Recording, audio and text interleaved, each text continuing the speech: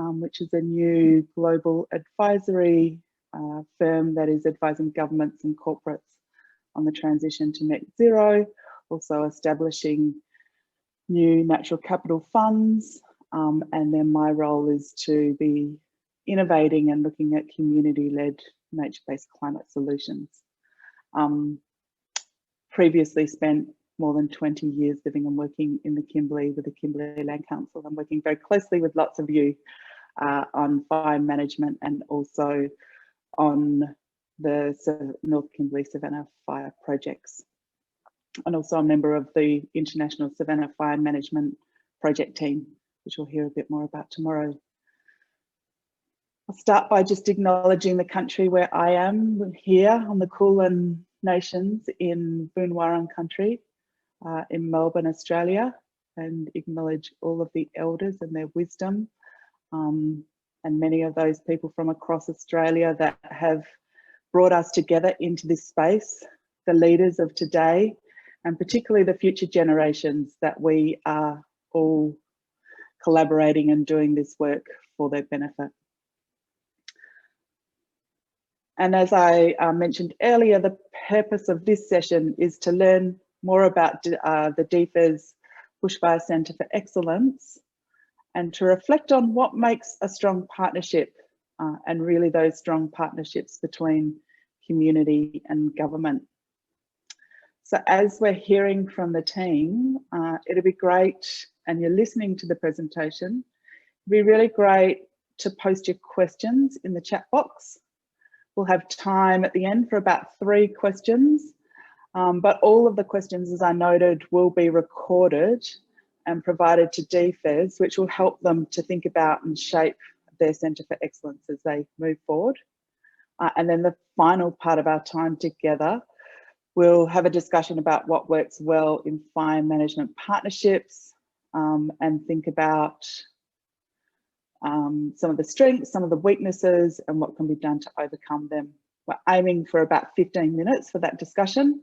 So as we're talking, it'd be great if you could also pop your thoughts into the chat box. But without further ado, love to present the speakers.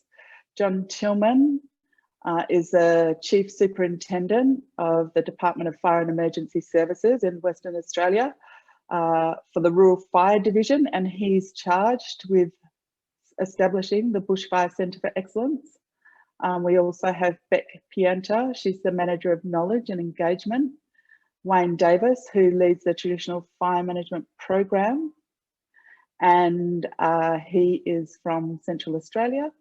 And Clifton Bieundurry, who's the Traditional Cultural Fire Officer for Western Australia.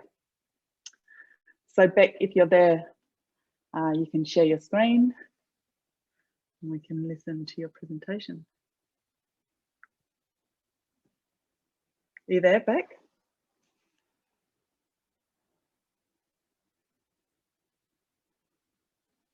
I've got a feeling, Lenka, that maybe they haven't been able to log in. Which should be interesting.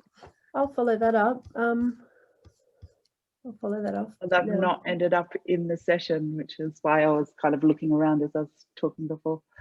And if they aren't, maybe we can start with thinking about, you know, I'd be really interested to hear from you all about some reflections on what makes a good and strong partnership, and some of the things that need to be thought about in the design, particularly between community and government partnerships. Any stories that exemplify a partnership model that's worked? Any hands?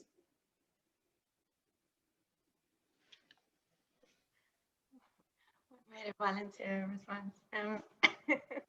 I suppose from my perspective, where, you know, I'm kind of new in the space in the Kimberley and WWF in general. We're really making an effort to support fire management programs that are Indigenous led. So, you know, creating good partnerships from an NGO's perspective is not always easy because of, yeah, historical mistrust, I suppose. and different things that have happened before a lot of us come in, and it is a transitional, very transient role that we're in. So yeah, I'd like to hear from everyone else, and that's why I'm here at the moment to learn what is a good model and how to go about creating those really significant partnerships that we can work closely with people on. So sorry. Thanks, Leanne. Thank you so much for sharing. It's great. I might pick on some of my friends who I know have worked in many partnerships before as well. Maybe Jared or Reese, you'd like to share some stories. Particularly, I think it's interesting, you know, this story about the DFES Bushfire Centre for Excellence and the partnership that we had in the early days of the KLC. Yeah, it'd be great to hear your reflections on that and where it's up to now while we wait for them to log in.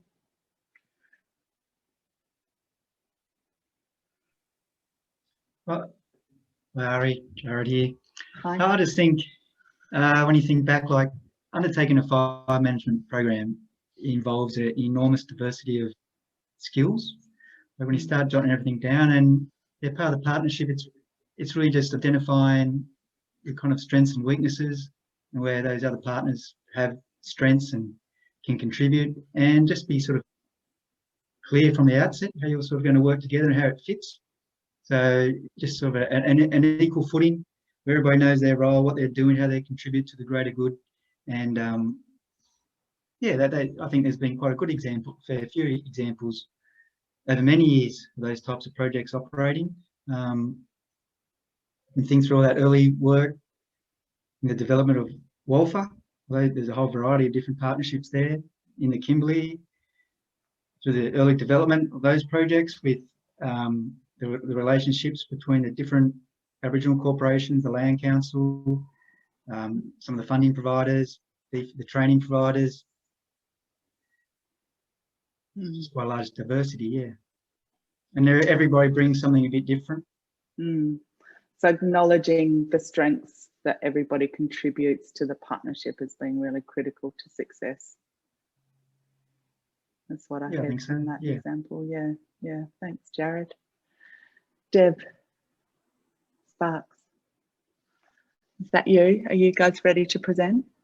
No, I'm not presenting, but I was just going to say, from my conversations with people, I think partnerships, there's no one broad brush stroke that applies to developing partnerships. Like every partnership that's developed is individual in the way that it's set up and approached by the 2 or 3 or however many people that are involved in that partnership.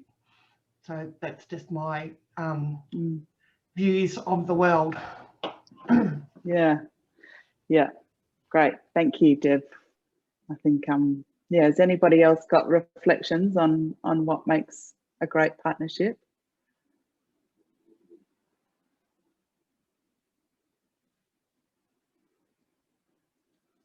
David, I know you've got something to say.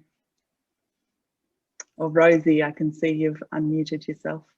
Yeah, I was just going to say, I think having really clear expectations about what you want to achieve out of the partnership right from the start.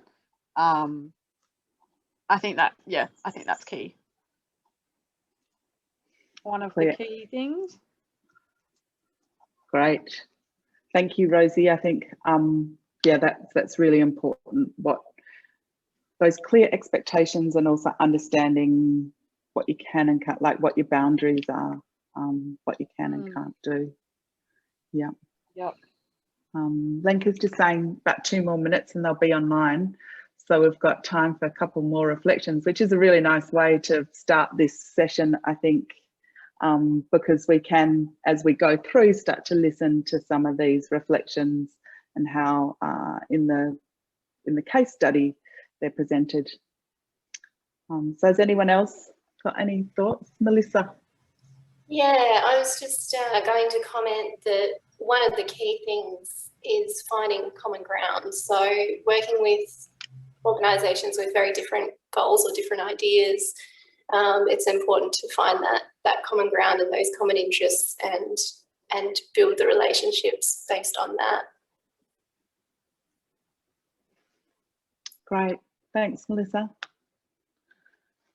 Common interests, clear expectations, and acknowledging everyone's strengths. Have I missed anything from our reflection so far? Deb, did I capture yours? About how different partnerships can all be different in how they're set up and approaches and everything. Diversity and not one size fits all. Yeah, thank you.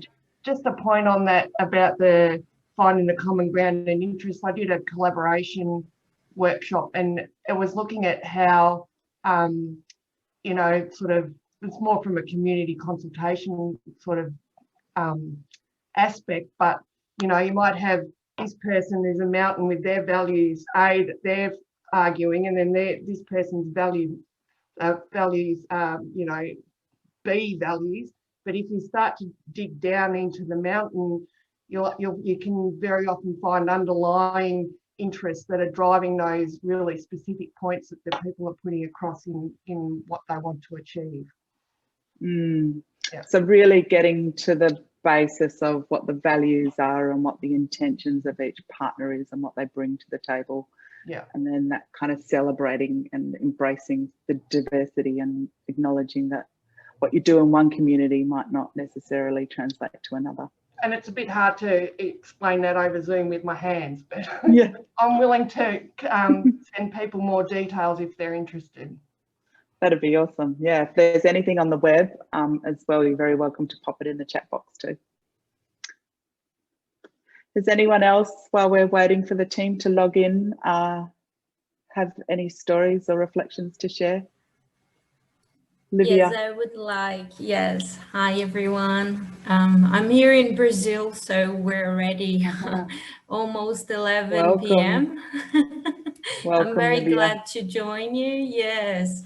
So in Brazil, we have a very particular situation right now. I think something of when you were 30 years ago in Australia. So we're still discussing if fire management is a good way and convince politicians and everyone. So these partnerships, they're very hard right now because we're still starting, but we can find the common ground, and we see how in Australia it went so well. So when everyone knows what they're looking for and what are the benefits for each stakeholders and how important that is. So we're copying or trying to copy a lot the Australian model to insert here, especially in this political time, which is very critical and very bad, you know, and, you know, environment doesn't exist. But anyway, I think it's very important to establish what are the benefits for each of, you know, the government or the people that are the indigenous people and traditional people that do the fire management, and what are the benefits to all the society. We're still in this discussion, so it's very interesting to see how you went from there and how you are now. So this is like really incredible. I wish many of my co-workers could see, you know, how far Australia is gone and what we can go to, how we can get there, you know. So I'm very glad to be here, just sharing. That's really awesome, Livia, and it's great to hear that reflection on how you're learning from the Australian community and embedding that in a different place. And I guess one of my learnings working across many projects around the world is there's so many similarities. The context and the political context might be different, but some of those core themes around good, strong partnerships, you know, translate across different languages and cultures and countries and locations. So great to have you with us, and also very happy to share with you as we move forward as well. We're still waiting. That was Bec who said she can hear us, but they can't for some reason present. So hopefully Lenke, you're still there in the background helping to work them out. And I would love to hear some stories about if there's any stories about what's been challenging in some partnerships and ways that those challenges have been overcome. Because, like, you know, I view partnerships as like a marriage there's high points and low points, and how do we navigate along the way. So it'd be great, yeah, to hear if somebody's experienced a challenge and found a way to overcome that. Hi, my name's Robin Bartlett. I'm calling in here from Cairns, and I manage a land trust in the Western Cape York based around Mapoon. And off the back of what Deb, Melissa and Livia both said, and I think Deb, I think this analogy explains what you were trying to say, is a key concept that I'm a lawyer by background, a key concept that I was always taught in mediation and negotiation is in interest-based negotiations and partnerships, and all partnerships need to come from an interest base. And the simplest analogy is two children fighting over an orange, and they both want the orange. And the mother goes, right, cuts the orange in half and gives them half each. But if she'd asked another question and said, well, why do you want the orange? She would have found out that the little girl wanted the rind to make a cake and the little boy wanted the flesh to eat. So if you go further to actually delve into your interests, you can find that both parties' needs can actually be met. And that's whether you're, and then onto the challenges. A challenge that we had 2 years ago now was engaging with a mining company, and they came and presented to us and showed lots of pretty pictures, and neglected the fact that my board is very experienced and had been looking after country for a very long time and dealing with organisations like mining companies before. And they flat out got a response from my board that said, no, you're not welcome to engage on country. You're not welcome to do this stuff. It's not going to happen like that.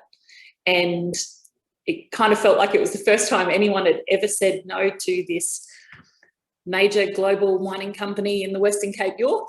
And they were very stunned by it. But the reality from that is that we were able to go, well, hang on a minute, you know, stop treating our board like we don't know what we're talking about.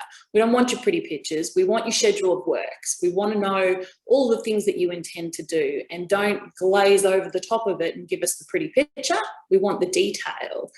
And by being upfront with them about how we felt they were treating us in that relationship right from the get-go, I can say now that we are one of the organisations out of the sort of 3 key organisations they have partnerships with in our region. We have the best relationship with them. I have an annual planning session with them every year. We're engaging in community projects jointly.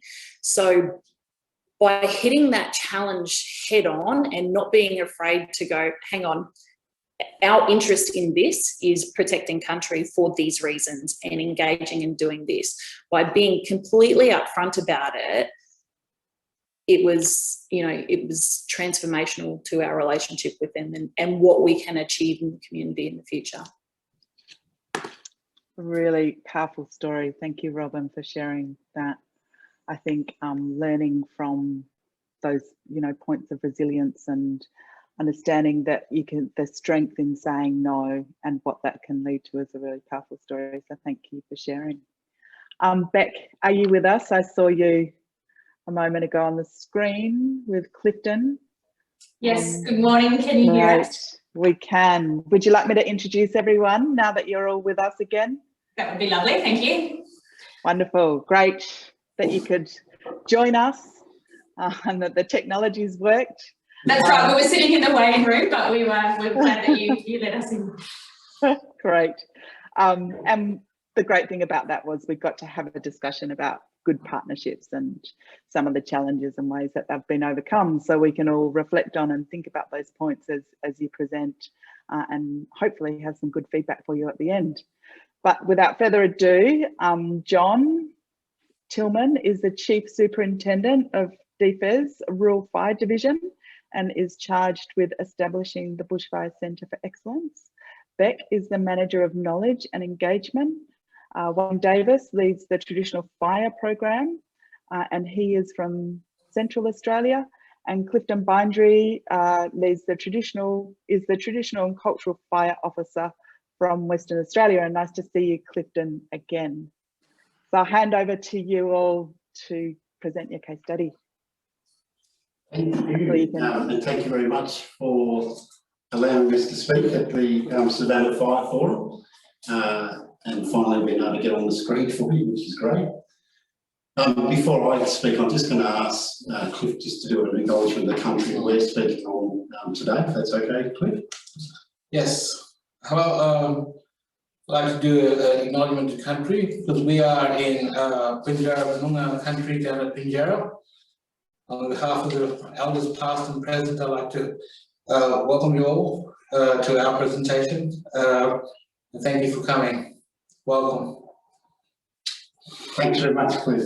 Yeah, as Cliff said, we're currently located in Pinjarra, right down in the southwest of WA. So I'm sure we've got people located thousands of kilometres apart from us, which is a fantastic part of technology, I guess, the way we can run these sort of forums now. What I want to talk about is the Bushfire Centre of Excellence and how we've got to this point that we're in now. And for those that are from the other states, there's a little bit of background here. Basically, the West Australian Government announced significant reform to our Department of Fire and Emergency Services in WA in April 2018, and that was following an independent review of the Warringah fires, which is still the most significant bushfire in Western Australia in regard to community impact, which occurred in 2016. Significant bushfire on the Darwin scale that impacted on the town side of Yarloop and burnt over 170 properties and resulted in the loss of 2 lives, a very significant event. Long story short, following the independent inquiry, which was conducted by Ewan Ferguson, there was a whole series of recommendations and opportunities, and part of that was to look at reforming fire and emergency services into a number of different commands, but in particular establishing a rural fire division within the agency and looking to change our focus, looking at more of just being, I guess, a response agency into the full PPR gamut, and particularly in regard to bushfire management and bushfire mitigation. In that diagram, there shows the sections that were under the Rural Fire Division. 4 of those already existed within the agency, the Office of Bushfire Risk Management, and some of those in the north would have worked closely with Tim McNaught and others in that branch, developing some of the insurance programs and so on. We have a Bushfire Risk Management branch which works closely with local governments and supporting them develop their bushfire risk management plans. And we now have over 82, I think it is, local governments in WA that have come on board in developing bushfire risk management plans, which is great. A tech-informed approach to looking at bushfire risk across the landscape, developing treatments for those, and then that allows them to access a central pool of mitigation activity funding to implement the treatments. A small land use planning section which deals predominantly with development applications in bushfire prone areas, and a small bushfire technical services section. And again, many in the audience would be familiar with people like Agnes, Christina, and others in that team do a lot of work, particularly in the remote areas as well. So next was that's okay. On the announcement, the 5th section, which is the establishment of the Bushfire Centre of Excellence, was announced in principle as a concept, and we're given 12 months to come back to government with a firmed up business case, which would really define what the Bushfire Centre of Excellence would be, what functions and service delivery model it would have, where it would be located, staffing, budget requirements, and so on.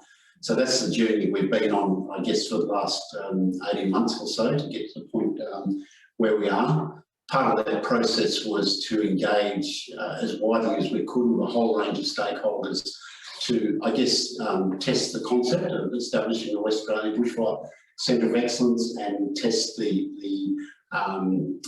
purpose, functions, the principles, the guiding principles of the Centre of Excellence to inform what would be our final functions and service delivery model, and also the business case that we back up to government.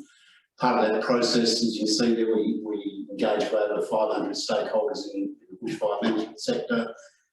We visited over 47 locations from Kununurra to Esperance and everywhere in between, meeting with agency representatives, local government, volunteers, non-government organisations and so on, to really get their input into what the Bushfire Centre of Excellence should be and how it should best support their needs. And out of that process, we landed on 4 key functional streams, if you like: knowledge management, training, engagement, outreach, and standard sort of business management area for the Centre of Excellence facility and business support. The knowledge management stream, which Bec and the guys will talk a little bit more about, includes our traditional fire knowledge and practice areas, looking at scientific knowledge and also lessons management in regard to bushfire. Our training area, when we established that, we very early put some boundaries on the sort of training that we would look to develop or own and support, focusing specifically on bushfire management, the obvious areas of suppression, if you like, mitigation, including in particular plan birding, and how we would use fire in the landscape. And I guess not avoiding, but not getting too heavily involved in the AIMS type training, incident management training and the functions within an incident management team, because that's already well covered within our learning and development section at the Academy in WA. Engagement in the outreach stream, which is about strengthening our partnerships and relationships and establishing and maintaining outreach channels to improve accessibility to bushfire knowledge, training and research. In developing the Bushfire Centre of Excellence, knowing that it was only going to be one facility and staffing supporting that facility as the map of WA shows there, what we wanted to do was to show and demonstrate that we were really about supporting that expansive network of people right across the state that are in within agencies, local governments, industry, NGOs that have skills, knowledge and experience in either delivering training or supporting people working on country and so on. Our role is to support them in any way we can through development and support in training programs, provision of knowledge, guidance, fact sheets and so on. And in particular, if you think about training, it's totally unrealistic to bring 20,000 volunteers and agency personnel to one location to participate in training. Our role is to really support that extensive network that already exists out there across the state as much as we can. We'll talk about that a little bit more shortly. Right from the concept of the Bushfire Centre of Excellence, we came up with 7 guiding principles. I'll let you read through those. They're not in any priority order the way they're written there. But, if you look at the first point there, reflect and serve the bushfire management sector, we've been very strong, even though the Centre of Excellence is established through the Department of Fire and Emergency Services. Our role is to really support the 3 key fire agencies in WA, ourselves, Department of Biodiversity, Conservation and Attractions, and the 130 odd local governments that are all a fire agency in their own right. But in addition to that, support non-government organisations, industry, mining industry, forest industry, all those that fill a role in the bushfire management sector in regard to either using fire as a land management activity or suppressing fire to protect assets and so on in whatever area work they may be in. So that's really important. It's really about supporting and serving those right across the state and beyond that fill a role in some way in fire management. The facility again has been quite a journey. Again, it's located in the Shire of Murray, between Pinjarra and Mandurah. Those are familiar with the southwest of WA. The building is complete now, but we're actually not in it. We're still working in an interim building in Pinjarra. It was formally opened by the Premier of WA on the 25th of January this year, and we're hoping to be in the facility in about a month. It's just having final fit out and ICT and a few other bits and pieces installed so as we can get into the building.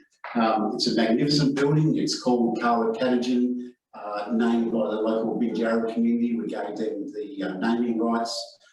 The sign at the front, the bronze looking sign on the rammed earth wall there is a welcome to the building, which was written by local Bieundurry community. It has very strong Aboriginal themes throughout the building design, the landscaping as well, and also the art that's throughout the facility as well. It was designed with a design working group, if you like, which had a range of stakeholders from local Aboriginal community, agency representatives, Department, WA Local Government Association, volunteer associations as well. And it's got two wings, if you like. It's in the shape of a boomerang, if you look at it from the air. It has a dedicated training wing, and then an administrative wing, and a central foyer area, which is the middle bottom photo there, which will have a dedicated interpretive centre, and it's open to the public, school groups, or anyone that wants to visit the facility as well. We're certainly very proud of the design of the building and the landscaping as well, which really is designed to represent the local endemic species in the area, and we'll be able to use that as part of our interpretive theme when we're working with people through training or learning experiences in the facility as well. Just in regard to training, as I said before, we're really focusing on fire, specifically around fire, bushfire management and application of fire as a land management activity. We've scoped out the range of training products that will sit with the Bushfire Centre of Excellence and mapped out for the next 2 years which ones will be either developing, reviewing and rolling out to the regions. And to give you an idea of how we're supporting that decentralised model, we've just done a significant review of our introductory bushfire fighting training programs, and over the last 12 months we've rolled that out to over 300 trainer assessors right across the state, and they're now established so they can roll that out to local volunteers or others that may need that training, and that can be delivered at a station or on country or wherever it needs to be. So that's how we can best serve their needs, is by making sure they've got the capacity to deliver that training locally in the right context for the people they're delivering to. And this one here just shows some of the priorities we're working on for 2021.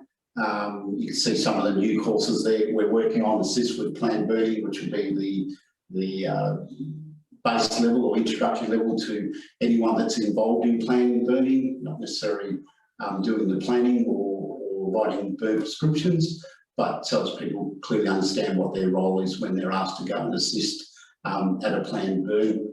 Obviously plan and conduct simple burnings, fire weather courses, basic wildfire awareness and so on. Right through to the professional development type courses, which would most likely be run at the Bushfire Centre of Excellence. We've got those sort of low volume courses, and it makes sense to bring people in from regional areas because they only want to train a small number of people. Then it makes sense to bring them to a central location. We've published our 2021 training calendar, which is available on our Bushfire Centre of Excellence website. If anyone wants to just Google the Bushfire Centre of Excellence, WA Bushfire Centre of Excellence, that will take you into our website and you'll be able to find all sorts of information in there. And that's it from me. I'm going to hand over to Bec. Thank you. Engagement and outreach is one of the functions John mentioned earlier, and this function really explains how we interact with both the community and practitioners in a bit of a two-way approach. So we're looking at a push-pull approach, and we're looking at an ask and tell as well. So we're really looking to gather information and create products that are wanting to be accessed or are in demand, and we can push that information out as well. So the three platforms that we're looking to further develop in 2021 is our web, it is our intranet, which is for DFS staff, and then it's our volunteer hub as well, which is for all our volunteers right across WA. Knowledge management is one of the other functions that John mentioned, and we're looking at gathering information from a variety of sources. And as part of the consultation process, there were 3 really strong themes that came out where there's really strong sources of knowledge that we need to be able to capture and draw that information from. So there's the traditional fire knowledge and the knowledge about traditional fire practices, and Wayne and Cliff will speak a bit more about that in a moment. There's our academic source, so that's all the research that's undertaken from a bushfire perspective, and it's looking at using that information that's found or created or out there from our world of academia, and making sure that we're taking that and translating that into something that can be used and applied on the ground. And we're also looking at our experiential knowledge, so we'll be drawing on things such as inquiries, reviews. We're looking at tacit information as well, so looking at knowledge that from the fire ground, directly from the fire ground. So we're basically looking at drawing from all those sources to create knowledge products that we can push out, and we'll also further advocate for research. So if we see gaps in research, we can look at tertiary institutions perhaps moving in that direction, and then we can use the information that's found from that as well. We'll also participate in lessons management as well, so hopefully we can start or to continue to develop the industry so that we can be a safer and safer industry. The diagram there on your right is just a really simple way to describe what we're looking at doing with knowledge at the Bushfire Centre of Excellence. So you can see right down the very bottom, we've got our knowledge partners. So that's all our sources of information. So we're basically gathering all that information. It will go through a bit of a governance process. So we make sure that the information is valid, accurate, relevant, applicable. So we need to make sure that we're looking at the context that it might be applied. So we're looking at those sources and we're creating products. So we're creating knowledge products, which might be pushed out through our electronic sources or hard copies or through forums. So there's lots of different ways we can push out knowledge products and information. And we're looking at training products as well. So then we're looking at practitioners and people that are within the industry accessing that information. It gets pushed out to our customers through 2 different ways, and our customers are the ones that access and use that information. And ideally, we can close that loop because we can see that that information is then being applied, and we can test it to see if the way that we push that information out worked. If not, we can revisit it and revise it, and we can make sure too that we're staying up to date and relevant as new information comes to hand. Our priorities in 2021, we have just started, have been determined. So we're looking to really incorporate the knowledge management processes throughout the Bushfire Centre of Excellence and hopefully through the wider WA DFES as well. But one of the things that we're really working on this year, apart from the ones that you see listed there, is the continued development of the traditional fire program. So we're looking at building further partnerships and engaging with more people from a traditional fire knowledge and practice space, and really creating a robust traditional fire program here in WA. And you can see Wayne and Cliff in here with me, and they came on board in March 2020. So the traditional fire program encompasses the gathering of information from traditional owners, land managers, custodians, and looking at the traditional and cultural application of fire and its uses, and considering the contemporary methods that we might use to plan burn or to suppress fire, and seeing if we can look at a bit of a marrying of both of those different methods and working out if there's ways that we can consider them in a complementary way. So we've just included a couple of pictures in there. We've got a traineeship program that we run here at the Bushfire Centre of Excellence as well. We're looking at incorporating traditional fire information within our training products, which you can see in the middle there. We're testing them, and we're looking to promote our program as well. So I'll hand over to Wayne to get into the meat of what the traditional fire program is. Yeah, okay. Hello everyone. The traditional fire program, our purpose is to gather and incorporate traditional and cultural knowledge about fire practices into the Bushfire Centre of Excellence. We will build local capacity, support those communities, and we want to support and prioritise integration of traditional and contemporary burning and land management practices. We hope to facilitate some training and knowledge sharing opportunities for Aboriginal people to become more involved in bushfire management activities. And because we're in the southwest, we particularly having a good focus on Noongar people in the southwest due to reinvigorating their knowledge around traditional fire management in urban contexts. And we have here the traditional uses of fire, as we, it's being talked right across Australia, right people, and the right time, and the right way of implementing fire management. So we know we got some challenges with that, and particularly around urban spread, changing climates, and because of landscapes have evolved in the presence of fire, and plant and animals have adapted adaptations to enable them to coexist with regimes of fire characterised by the season, intensity, frequency and scale of burning. A lot of that, I noticed in the forum there's a lot of things covered in traditional use of fire, but that's the direction that we're supporting going forward.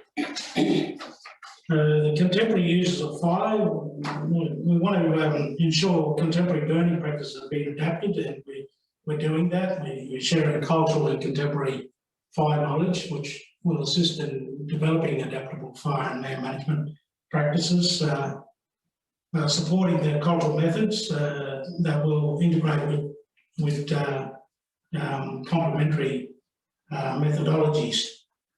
And a lot of Aboriginal rangers are participating in planned burning programs and are doing a great job in training for mitigation. And we hope to, in the next slide, I'll talk a little bit more about that. And for our traditional fire program for 2020, we established the program. We're continually engaging with local groups and creating partnerships. We're providing information that we're working on to embed in training packages, particularly around customising training courses that would work in remote communities as well. We're working on a pilot training package with the Bieundurry community, where we've implemented some cultural burns.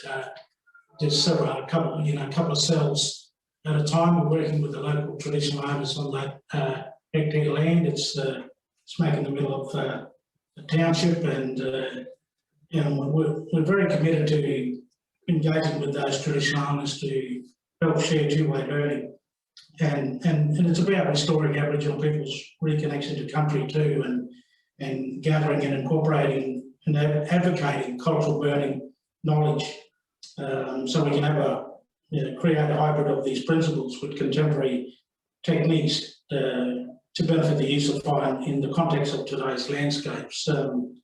It'll support communities in developing, implementing and promoting those traditional fire programs and activities.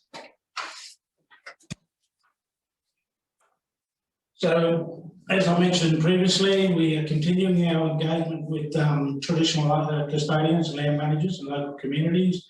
At present, for the last, since March last year, we've been, COVID put a bit of a hold on our movements, but we're reaching out to right across the state to get to all regions of WA to introduce this program and what it'll look like and how people might, tap into to get some benefits out of being engaged, and looking at including bushfire risk management planning, training packages, as I mentioned before.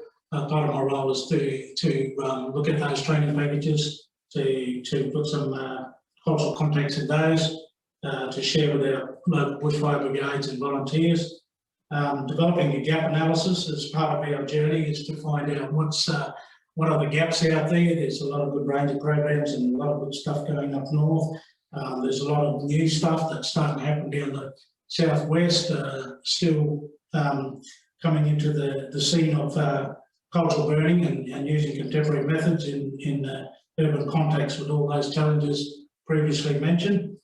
And we're working towards a cultural and traditional burning knowledge products, and particularly a cultural burning fact sheet, cultural burning guides and so forth into the future of what those products will make them available through the Bushfire Centre of Excellence as John previously mentioned, they'll come, and Bec mentioned that they'll come various ways, then people will be able to access them. I think that's me. Hello. As mentioned before, with the training program, Aboriginal training program, it was a very, I guess, a corporate priority of ours to actually bring in some Aboriginal training into the Bushfire Centre of Excellence. Obviously, we've got 3 trainees, and part of that program is to not only introduce them to, our department and the way we do our business, but also give them a sense of, the wider community, and in terms of fires and fire management and how we deal with that. A big part of the traditional fire program is to introduce at least one of those trainees to traditional fires across the state and ultimately across the nation. The thing about, I guess, bringing these guys across and giving them this opportunity has been somewhat a pleasure, I guess, to have them on board. It was a opportunity not only to pass on the information or cultural teachings of how to get engaged and communicate with Aboriginal groups across the state and country using cultural protocol, but it's been a good opportunity to actually give them an insight on how we do business. Yeah.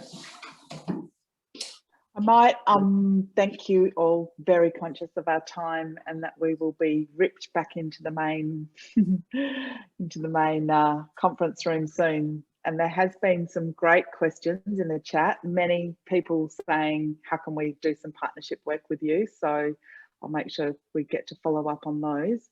But there's been one question here from Melissa. And Melissa, did you want to ask that question direct? Or shall I call it out? What is the current or planned level of involvement for First Nations people in managing, guiding the Bushfire Centre of Excellence, particularly in relation to knowledge management and communication? Yeah, okay. So obviously we've established the traditional fire function within the Bushfire Centre of Excellence, but I think it's more than that. Right from the initial establishment, we've worked closely with particularly local Aboriginal community and more broadly to seek their guidance on how the Bushfire Centre of Excellence can best serve Aboriginal community needs in relation to fire management across the lands. We have a number of positions within the Bushfire Centre of Excellence that are full-time Aboriginal representatives. Clifton Bieundurry, as I've said, we've got the Aboriginal trainees, but I think more importantly, because it's a fairly small staff structure, is about those partnership arrangements that we either already have or will be looking to develop as we go into the future. We are really only in our infancy and getting up and running, and we don't actually have all our staff complement on yet. We've got another round of recruitment in July of this year, which will bring us up to full speed. But certainly through the traditional fire program and the leadership we've got here and reaching out to a whole range of stakeholders right across the state and beyond, I think that'll be crucial for informing our business model and how we work into the future as well in this really exciting space, especially as Wayne said in the southwest of WA. You know, the Kimberley and northern parts of Australia have been in this space for a long time, but certainly in the southern parts of Australia and the southwest of WA, it's really getting back into that space. Lots of work going on with joint management arrangements and supporting those communities that want to re-engage and making sure we're appropriately incorporating those opportunities for cultural fire management into contemporary fire practices in a more urbanised environment. Great, thanks John. And Anna just gave us an announcement to say the Minister is not available, so we've got a bit of extra time, which is awesome. I don't have to feel that sense of rush and urgency. And do want to just thank you all for that really interesting presentation, and just to note that in the chat there is, you know, yeah, I think Reese was asking if are there costs for the training? Are you just training people from within Western Australia? Is it open to others from interstate? There's also a question about the Aboriginal Carbon Foundation, who's set up a peer-to-peer kind of evaluation model, and is there the potential to kind of add value to some of those existing initiatives that have been led by Aboriginal people through the Savanna fire industry and incorporate that into the Centre of Excellence too. So it'd be, yeah, great to hear a bit about those two thoughts and partnerships opportunities. Yeah, are you happy to answer those questions? I might answer Reese's first, if that's okay. Yeah, sure. Yeah, sure. When we were developing the Bushfire Centre of Excellence and working out our business model, if you like, I was quite reluctant to go down a fee-for-service model for training, because that can be quite daunting, especially for smaller organisations. We don't want that to be an impediment at all in regard to developing skills, knowledge and capability. Our primary focus is, of course, on the 3 fire agencies, as I said, in WA, ourselves, Department of Biodiversity, Conservation, Attractions and local government. And we identify their training needs through, we have a governance arrangement through the Interagency Bushfire Operations Committee, as a training subcommittee, so they set the priorities, if you like, where we're going with training. But beyond that, you know, all the NGOs, Aboriginal corporations, KLC, AWC and so on, Ted Deserts, we've been working closely with to get an understanding of how we can best support those groups in development and provision of training that's appropriate for on-country as well. Our intention is that, again, that sort of training would be more about making sure the training packages, modules and so on are appropriate to be delivered on country. That's how you're going to get maximum benefit, I guess, and the maximum volume of training is by taking as much as you can out into the regions and on country. So we think that's how that can best work, but also having the opportunity to bring people to the Centre of Excellence. And the intention there would be, it wouldn't be a fee for service for attending the training, but of course for agencies or organisations to cover the logistical costs of travel, accommodation and so on while being at the facility. So as much as we can, we've tried to set up the model so as we are self-sufficient and not having to draw on fee for service to sustain our structure here. Hopefully that answers Reese's question. I'm sure Reese will be happy to hear about that. Thank you, John. And we will be talking more when we get up there about that, of course. And before we go to the Rowan and the Aboriginal Carbon Foundation, there was also a question about, is there an opportunity to bring fire managers from Southern Australia to get some experience with the very experienced fire managers in the North and be able to do that kind of community to community exchange too, I guess.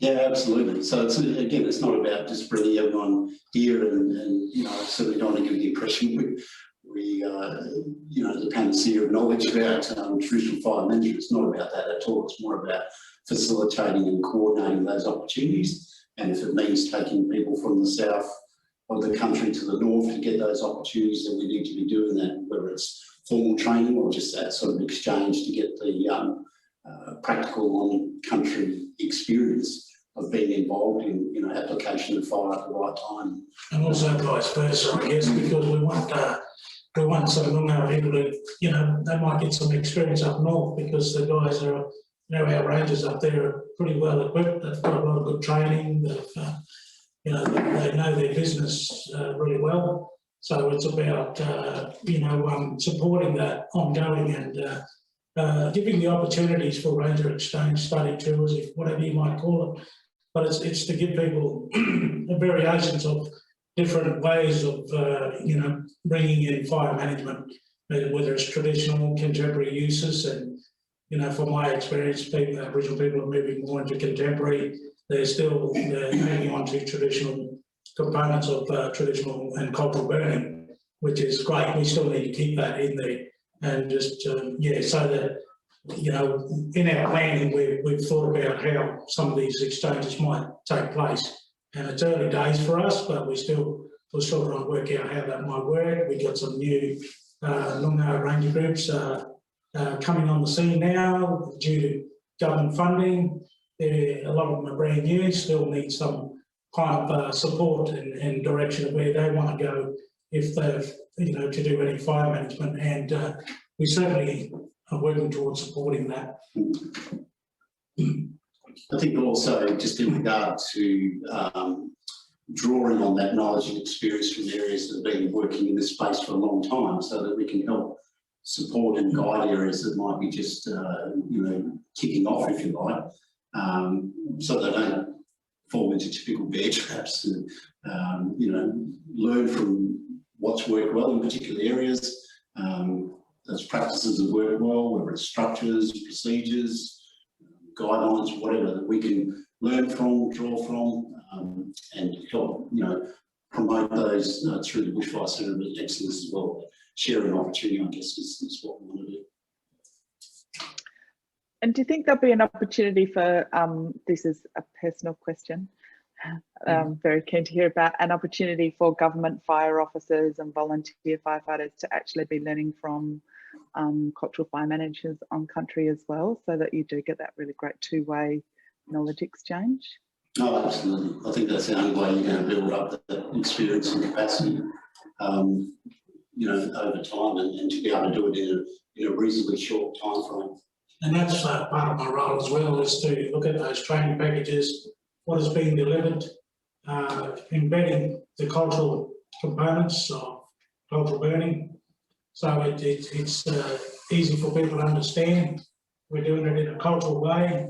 It'll be delivered in a cultural way. It'll have, we'll be working with the trainers to ensure it's culturally appropriate, and we'll be developing these products as we move forward into the program. And that's what I'm doing now. I'm working in the training space, working with the trainers to see what's appropriate for those people out there. And the gap analysis is a bit of a way to fully understand where people's learnings are. Do they need, how much cultural burning do they need? What is it they want to learn, and how they want to embed it in their bushfire brigades and their volunteer services. So that's part of our role too, is to look at identifying those gaps and improving on those gaps, supporting ways forward to get better fire management outcomes on the ground. So there's only a couple of us here, and we're a small team. Sorry, and we're a small team in the BCOE, so we sort of, we know we can't be everywhere at once, so it is about train the trainer kind of model, so that we've got lots of people out on country, and if they need that support, that's what we're here for, so they can contact us and say, look, we found this gap, how do we get your support? How do we get DFAS or BCOE's support going forward? And that's part of our role. My role as well as the cultural fire officer, and I guess communications, or using the cultural communication and engagement strategy, but also capturing the kinship system model, bringing in the kinship system model to actually communicate and engage with Aboriginal communities. My role as the officer is to develop ways to actually help these groups to come together and communicate in a very using the cultural protocols of communication and engagement, and doing it in a way that's sensitive, I guess, towards everyone. Yeah, that's really great to see that being embedded in, a government-led initiative, and that real commitment to cultural fire. So thanks, Clifton and Wayne, for all your hard work on that. We've probably got maybe a minute before we go back to the main room. Rowan, you had a comment. Did you want to make a quick? You there? He's not there. Or Shiloh? Hello, can you hear me? Yeah, we can hear you. Yeah. Hey guys, hi Wayne. How you doing? It's Rowan here. How you doing, bro? Yeah, how you going, Rowan? Hey, just let you know that happy to talk to you guys. I think that the work you're doing is very good, very positive. As you know, we've already done a training course.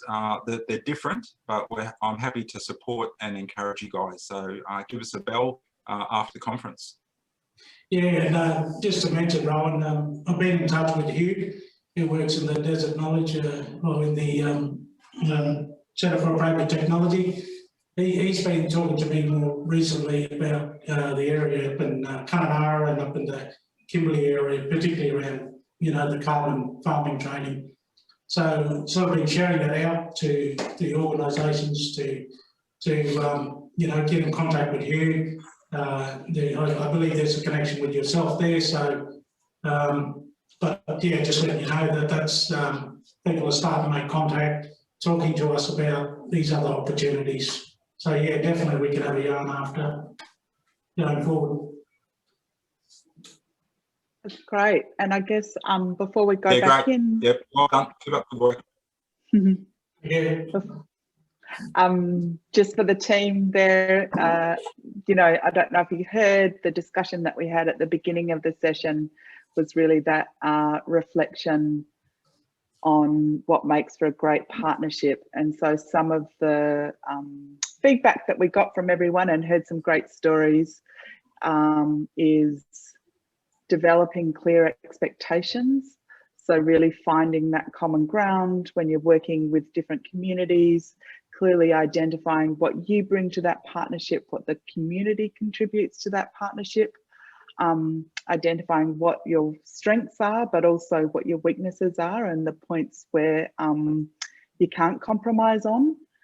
And also embracing diversity and acknowledging that what works with one community may not necessarily work with another community, and allowing communities to be really strong and not compromise their values, and honouring when they say, no, we can't work with you because this is what our value system is and this is the way that we work.